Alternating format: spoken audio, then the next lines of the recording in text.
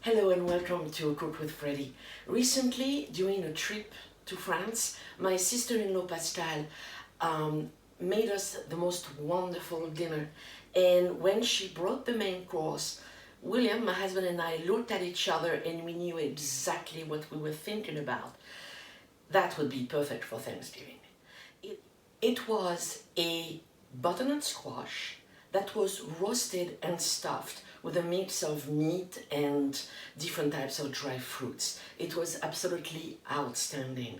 So when I came back to New York, the first thing I wanted to do was to tweak it a little bit to be more Thanksgiving-like. So what we're going to do today is a roasted butternut squash stuffed with turkey, cranberries, chestnuts, and all those good things. I find it perfect when you are like us, a small family. We do not want, or we cannot have that big bird that would last us maybe 2 months to finish. But for the three of us, this I think would be perfect. So it is easy, it is simple, it can be done in advance. It is for me the perfect little dinner for Thanksgiving or the fall in general. Let's get started. For one butternut squash, you will need 12 ounces of ground meat. In this case, it is turkey because of the Thanksgiving theme, but it can be a meatloaf mix, it can be beef, pork, veal, whatever you decide. I also have a medium onion finely chopped, 3 cloves of garlic minced, a quarter of a cup of chopped bacon, 3 tablespoons of cognac. It can be Armagnac or any type of brandy. A third of a cup of cranberries. A quarter cup of chestnuts. I buy mine at the store in a jar already ready to use. 1 tablespoon of creme fraiche or Greek yogurt. A teaspoon of thyme. 1 or 1.5 teaspoon of salt, depends on your taste. 3/4 of a teaspoon of black pepper, 2 tablespoons of melted butter, and of course, olive oil. So before anything else, I'm going to start my oven at 400 and we're going to use it to pre-cook the butternut squash. So first thing first, the butternut squash. What I'm going to do is slice it open in its length. So when you open something like this, because it is hard, always make sure the blade is facing down and always go down. Never take it up and start moving around with your knife, because that's when things happen and they're usually bad. So I just go down, and with a back and forth movement, I am cutting. As you can see, my fingers never go anywhere close to the blade.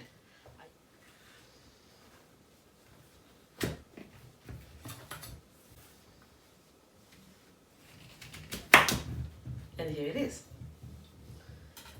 Now, using a spoon, I'm going to clean the squash.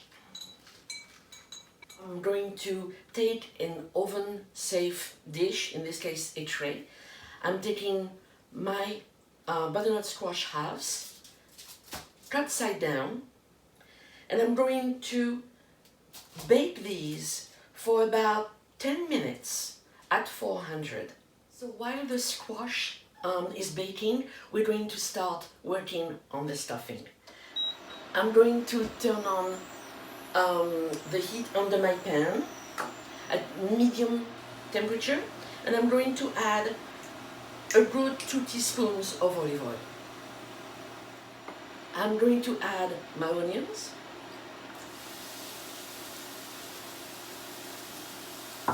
my bacon.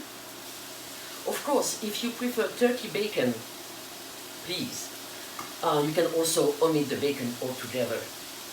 It would be such a shame. I'm going to mix it.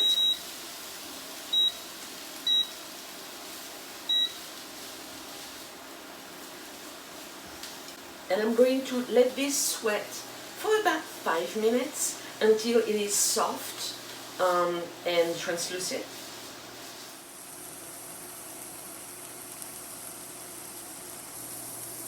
I'm going to add my 3 cloves of minced garlic and mix for about 45 seconds just for it to develop the flavor. And I can see the smell of bacon, onion and garlic has Jen behind the camera drooling.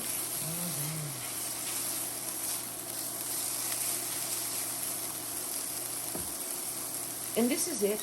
I'm going to reserve this and let it cool down a little bit. My butternut squash halves have baked for 8-10 minutes so that they are a little bit softer. Otherwise, it can be trouble, it can be a problem to scoop the meat out. So with a knife, I am going to cut part of it, the center, for example. And I like to use an ice cream scoop to actually remove the meat from the squash. And I put it aside because there's always a soup to be made at some point. As you can see, by doing the pre-baking, it really makes it so much easier.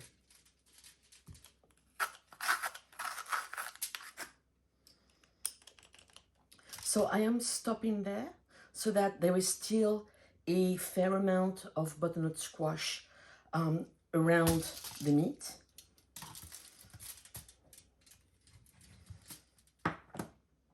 So I have my 2 cavities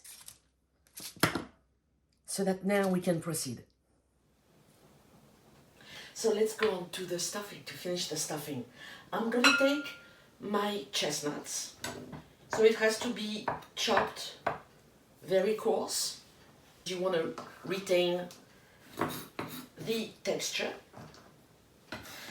If you do not have access or if you do not like chestnut, you can very well replace this with walnuts. Now I'm going to do the same with my cranberries. You do not like cranberries? Raisins. Now I'm going to take my bowl. I'm going to put the onion, bacon and garlic mix that cooled down a little bit. And I'm going to add to this the chestnuts, the cranberries. I'm going to add the thyme. I'm going to add also a tablespoon, in this case, of creme fraiche. Now I need to add my cognac. Again, if you have brandy, if you have Armagnac, same thing. I'm going to add about 3 tablespoons of breadcrumbs. In my case, it's panko.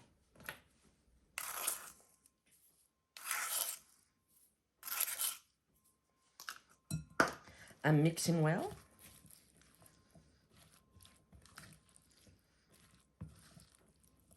The smell is divine. And I'm going to add my meat.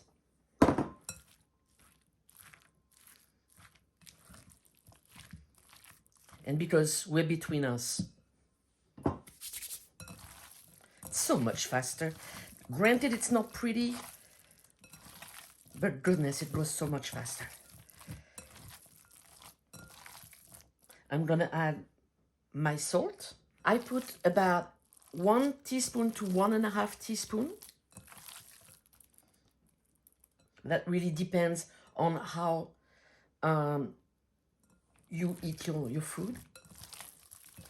The black pepper. A tiny bit more breadcrumbs. As you can see, my mixture is extremely soft and extremely fragrant.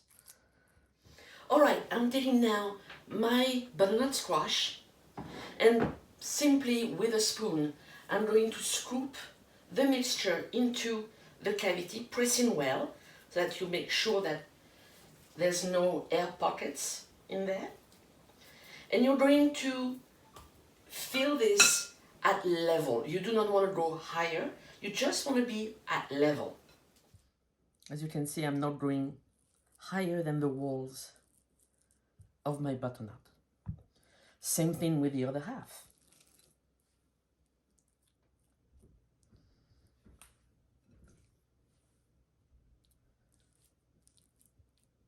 The reason you do not want to go over the limit of the half butternut squash is what we're going to do. We're going to close it and we constitute the butternut squash like a roast. We're going to take some kitchen thyme and very simply, tie it so that the squash doesn't go anywhere other than the oven, obviously. I'm going to tie it in 3 different places, making sure always that the 2 halves are aligned. The last one.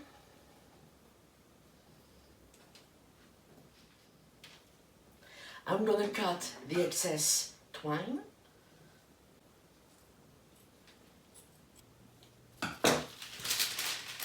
I decided to put my butternut squash on parchment paper. You can obviously use aluminum foil. And all I need to do now is, using my melted butter, just gently pour it over the squash, rub it without disturbing the twine. Do it on both sides. And my butternut squash roast is ready to go in the oven. So I preheated my oven at 350 and it's going to cook for about 45 minutes. While it's cooking, why not make a little cranberry sauce? Because turkey calls for cranberries. In my pot, I am going to add a bag of cranberries. They can be fresh. That one is not nice. They can be fresh, they can be frozen. Add 3/4 cup of white sugar. Give it a little twirl there. I am going to add 1/2 cup of orange juice. Add a dash of vanilla extract.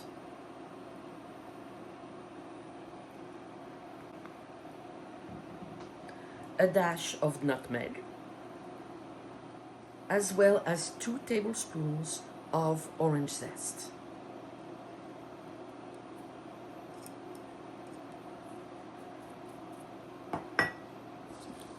I'm going to mix this, and I'm going to cook this for about 15 minutes at medium heat, and that should take care of the cranberry sauce. The roast is ready. I'm going to cut twine. And I'm going to make a nice platter out of this. So I have some arugula here.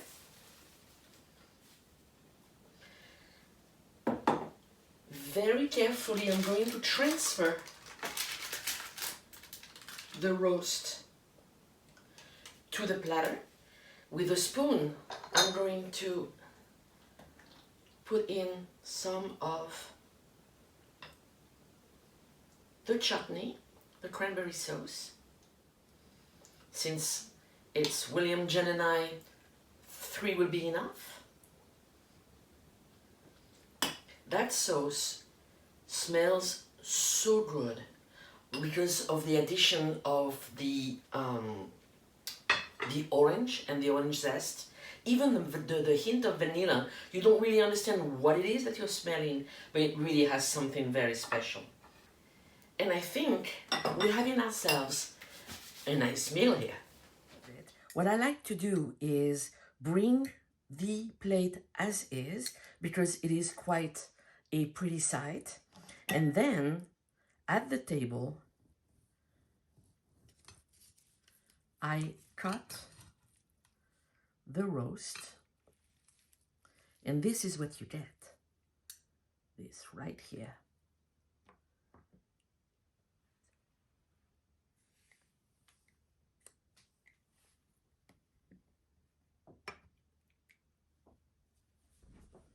So I'm going to put some of the arugula on the plate. I am going to cut now the roast. I actually prefer using a serrated knife. It cuts, it's much more convenient to cut.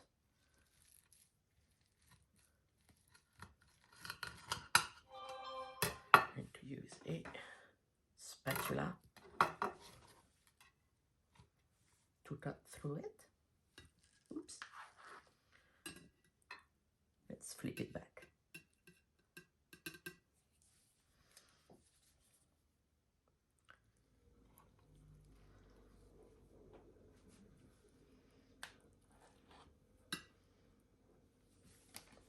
And of course, the sauce.